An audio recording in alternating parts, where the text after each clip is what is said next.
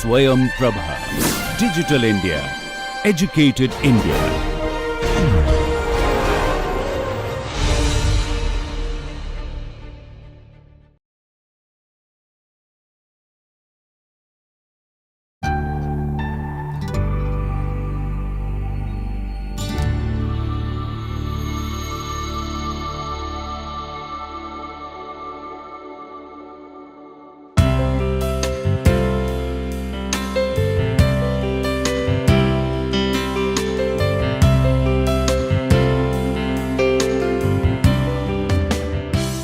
Welcome dear friends.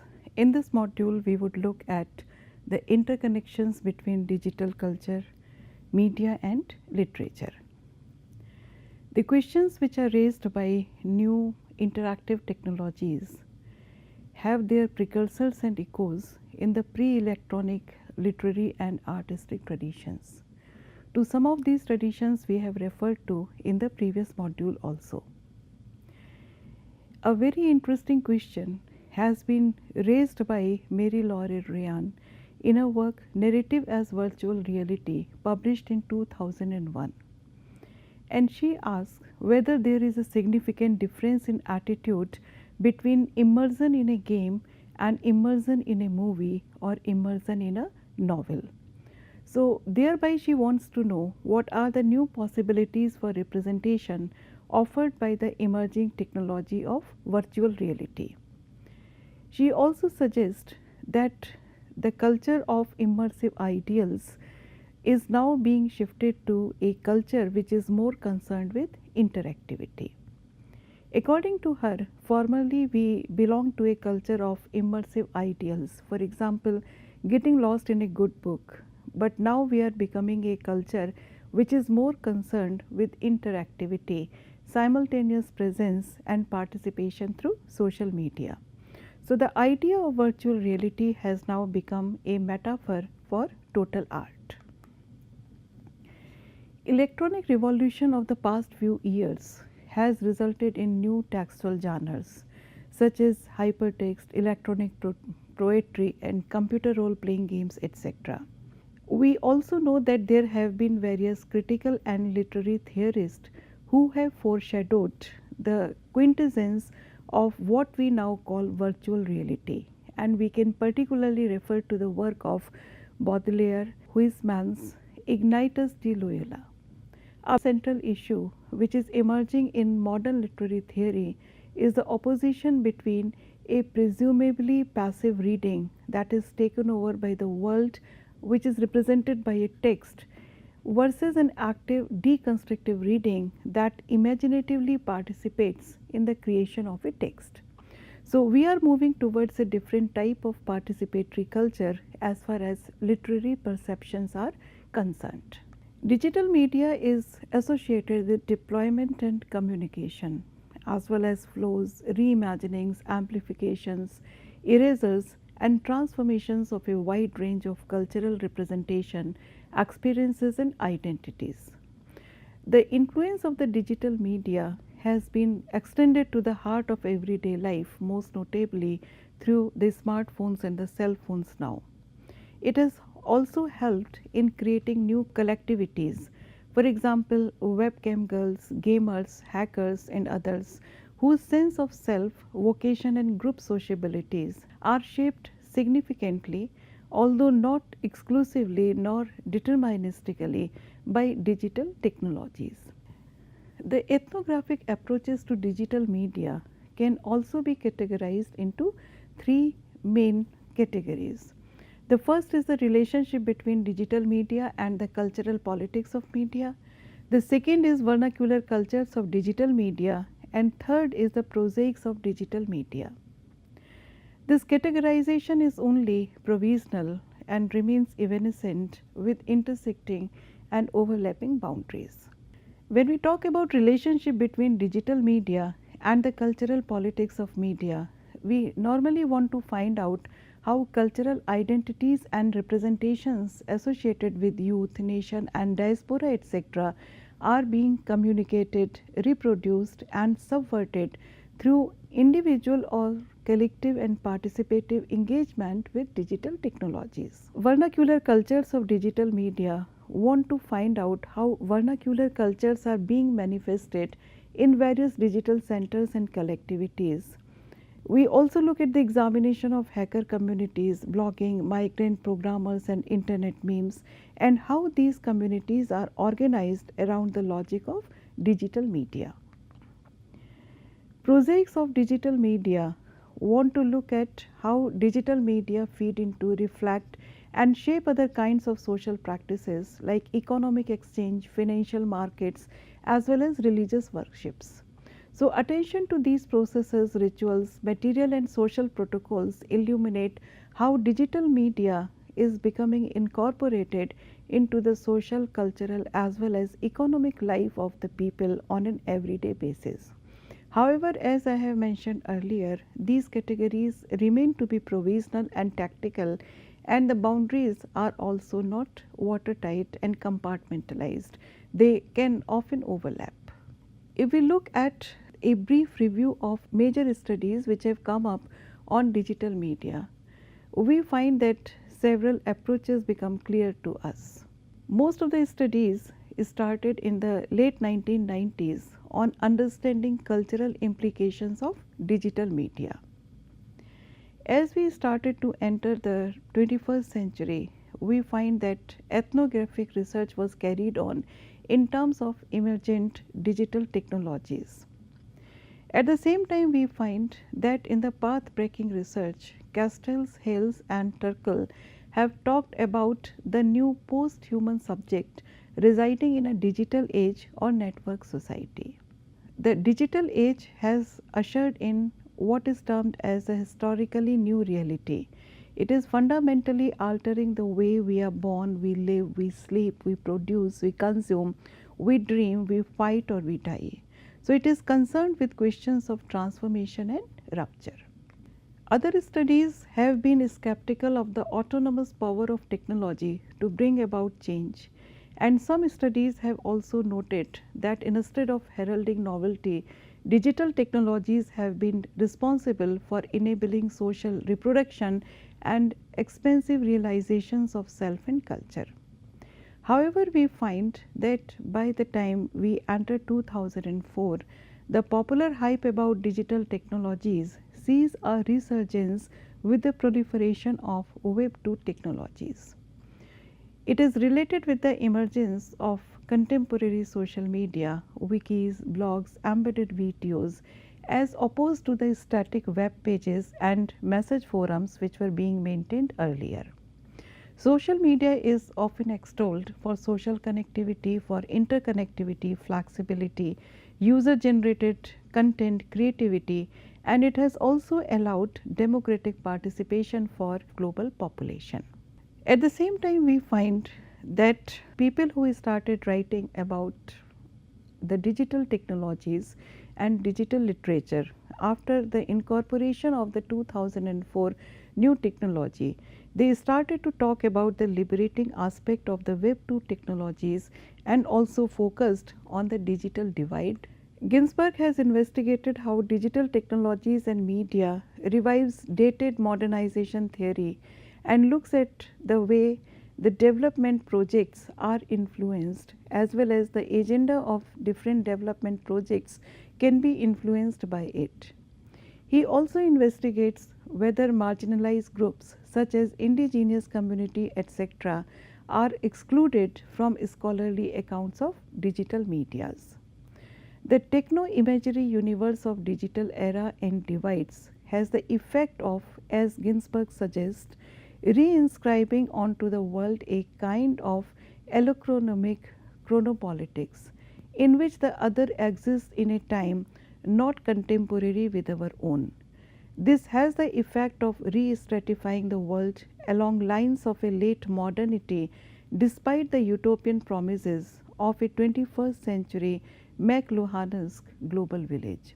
So, we find that some of the critics are also talking about the global divide, the digital divide which exists significantly in our world. The use of digital media for producing culturally and politically meaningful discourses remains significant. And at the same time, we find that questions of accessing it and the capacity to be able to use it are also associated with it. One requires a set of skills to be able to move over this digital divide, and one also requires a particular type of media literacy. Digital media cannot be the sole ground for producing a shared subjectivity or a new sensorium. These discourses are constituted by exclusionary practices, and despite various critiques, we find that digital media's role is significant in cultivating new communication models and modes of selfhood. It has also been successful in establishing collective interest as well as collective institutions. A very interesting work which we must refer to at this point is by Nora Almeidas. In her book Dismantling the Monolith, Post Media Art and the Culture of Instability, published in 2012, she has talked about digital pasts and digital futures. She says that it is not only the art that falls under the new media paradigm which is problematic, but it also renders various traditional assumptions about art as problematic. In a practical sense, we can say that the new media art raises certain fundamental questions about the nature of curation and preservation and the role of cultural heritage institutions as stewards of digital assets. So, as we are becoming digitally literate and we are producing more and more information using digital means, the problem of preservation of knowledge in digital medium and its curation has also become a problem now. Expanding concepts in information and media theory would help shape caution context and redefine approaches to preservation, but this should be viewed through the lens of what she has termed as a post media theory.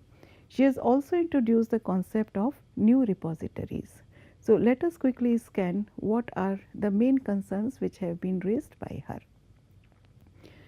When she talks about digital preservation and archiving, she talks about the problems of curating and preserving artwork which is dependent upon technology.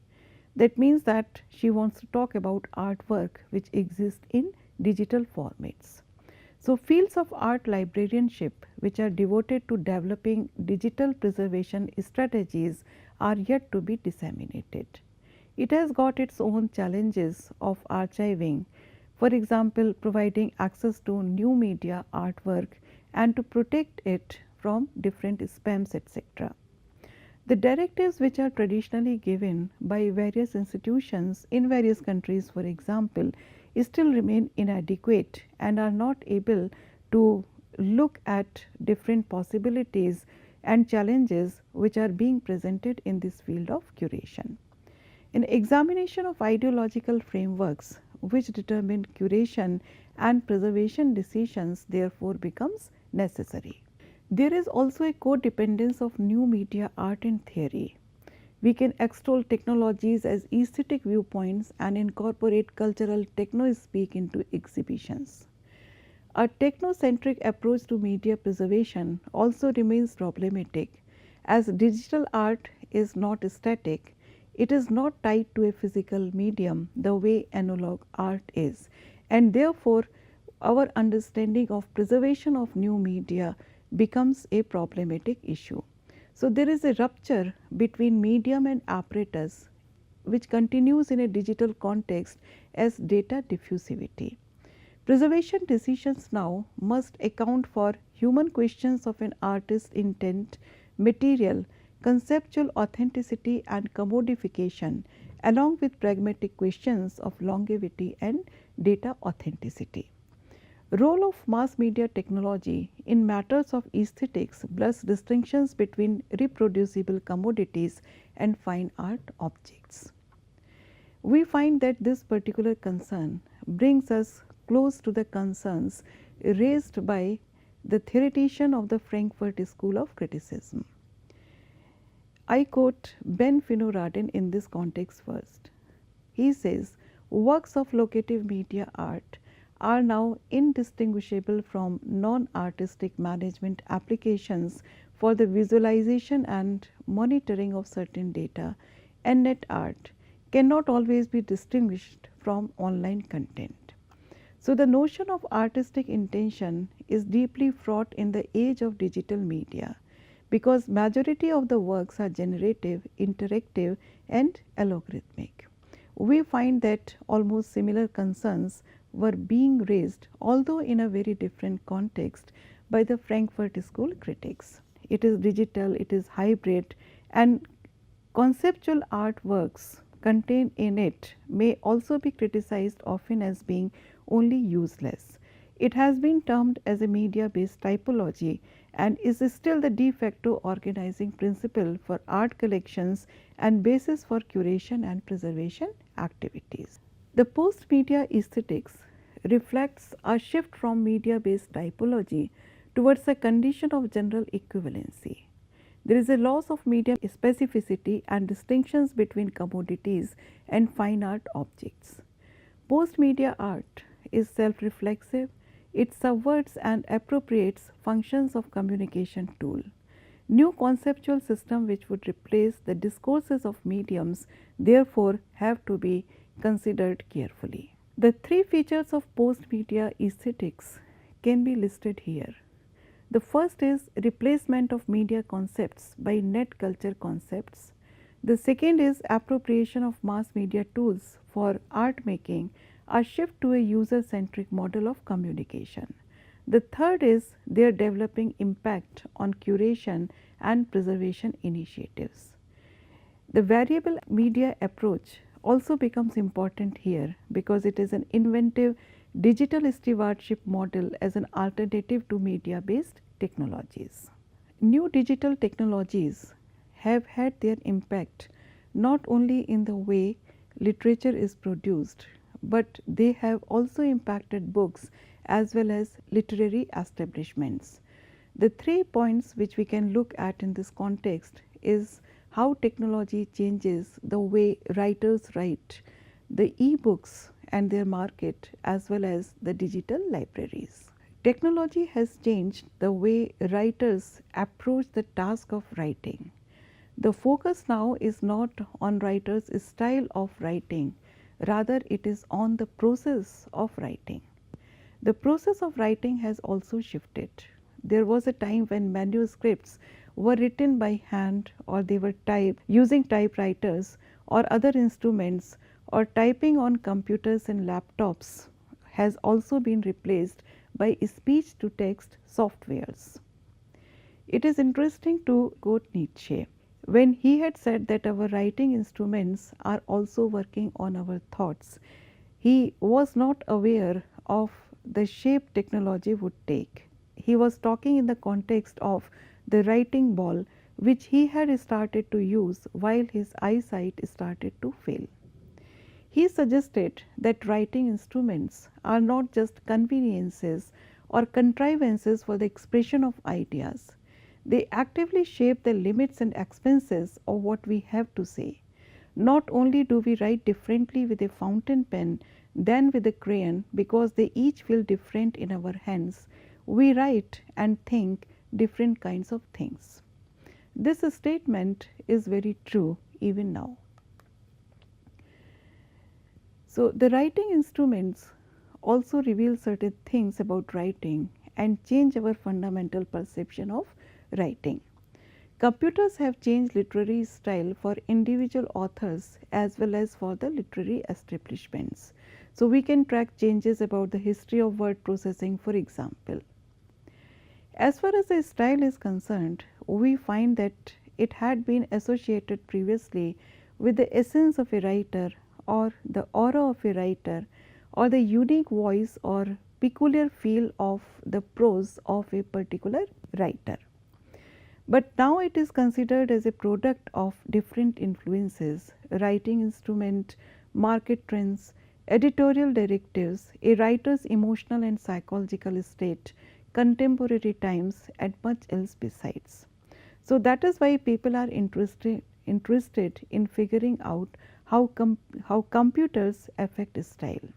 So, we have started to look at what is known as stylometry, the academic study of words and phrasings, the way we use language to express ideas or thoughts. The use of word processing has also changed writing. It has also changed the nature of literary writing. Among other things, we can see that the revision of whatever we have written has also become convenient. In fact, revision and composition have become simultaneous processes now, and the distinction which used to exist between revision and composition, etc., has been eroded. The early adopters used to work on WordStar, which was a word processor, but then these word processors have also become part of plot and settings, and they have started to change the circumstances of literary production. The impact of the word processors can be felt on what has been termed as the sense of the text. On a typewriter, writing happened only in the present moment. It used to happen line by line, paragraph by paragraph, so there was a sense of seriality in it. On the other hand, in word processing, the manuscript can be grasped as a whole simultaneously. It has been termed as a gestalt by some authors. The availability of search functions, the ability to rearrange sentences and paragraphs and recorded chapters or sections at will makes the textual field fluid and flexible. A potentially infinite expense, or at least limited only by the computer's ever expanding memory. So, we find that the computers generate and offer greater control over writing price. I would quote from Anne Rice, and she says, once you really get used to a computer and you get used to entering the information from that keyboard, things happen in your mind. I mean, you change as a writer. You are able to do things that maybe you never would have thought of doing before. So, computer changes the way we approach the process of writing itself. Christina has called this the sense of text, the mental model of the words on the page or the screen, and how the writer perceives his or her relationship to them. Word processing has dramatically altered the sense of the text, and how one approaches writing and what one thinks about the process of writing has changed. The use of computer algorithms to analyze text can also throw light on the specifics of how a particular writer uses language, which might not be possible through traditional methods and means of close reading. One can also measure the impact of technology on the literary style of a particular writer through big data approaches, and the analysis of works of hundreds of thousands can also be done easily. For example, we can detect the relationship between words and thoughts, find out the trace of word processing in writer's prose, how inbuilt grammar checks in word processing impact the prose written by a writer. Another aspect which has become suddenly important in our culture is the phenomena of e-books. So, there has been a dramatic change in the world of writing and publishing in 2010 and 2011, and it has occurred because of the rising popularity of e-books. There has been a hype about e-books since the 1900s. Sony and Waterstone's partnership over e-books in 2000 initiated a major change.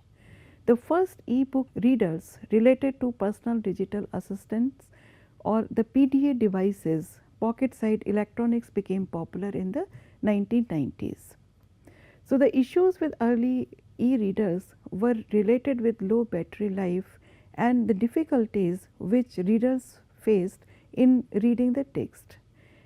Gradually, we find that there has been a development of small and sleek models, and Apple iPhone and iPad have made the reading more comfortable on a small screen. Apple iPad offers more than 1.5 million books which have been downloaded within first month of its release in 2010.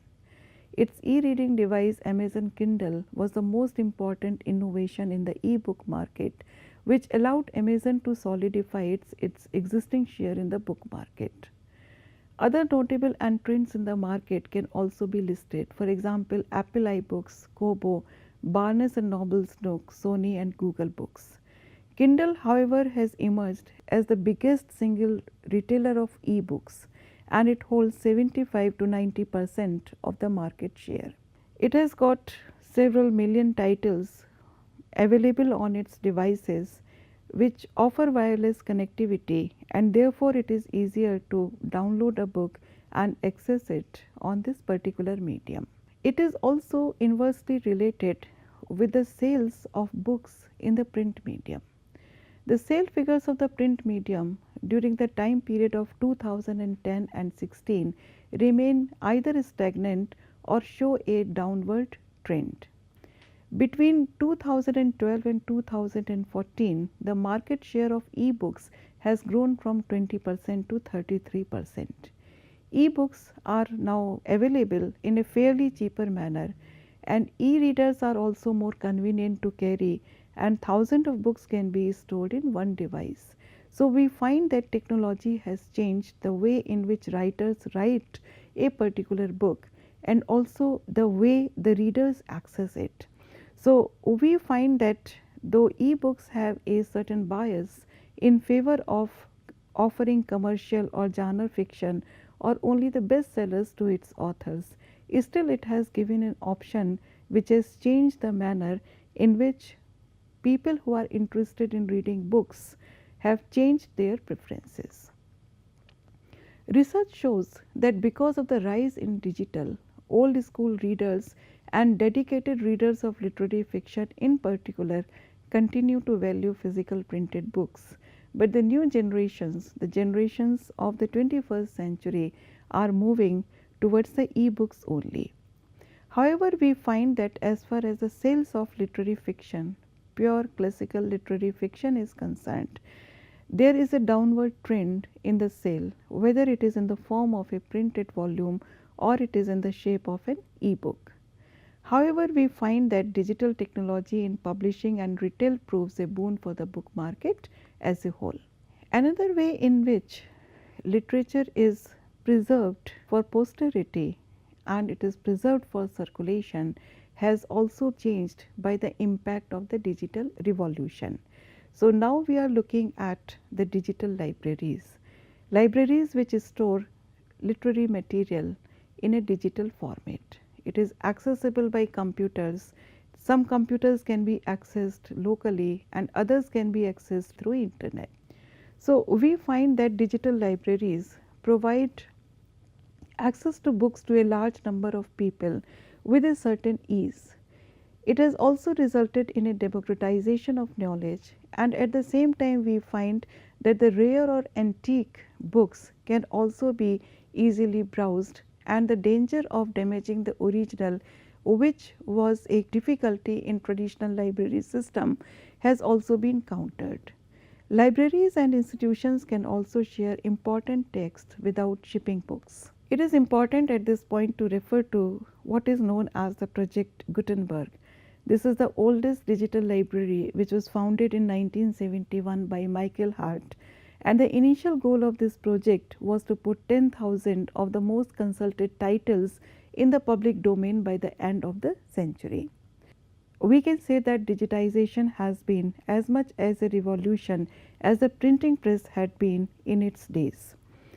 We find that by 2010, more than 30,000 public domain works were available for free download.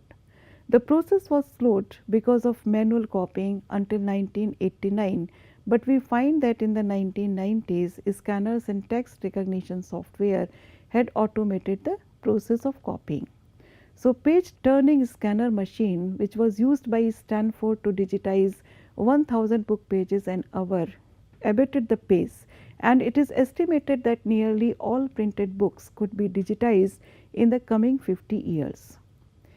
Stanford's partner in digital library production is Google Books, which has scanned over 10 million books since 2004.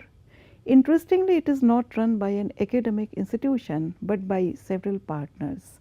And what Lyotard had said in his 1979 essay on the postmodern condition proves to be futuristic. Around 15% of all books which are available are free digital books, and millions of titles can be fully searched and downloaded. They also include in print texts after publishers have made a deal with Google. Some texts may allow readers only to preview a limited number of pages, and often they provide links to publishers' websites and also to booksellers so that one can also get a physical copy. It makes the print books searchable, but at the same time we find that there are certain controversies associated with copyright provisions. It is true that copyright holders can get the snippets removed, and it benefits both the readers as well as the publishers.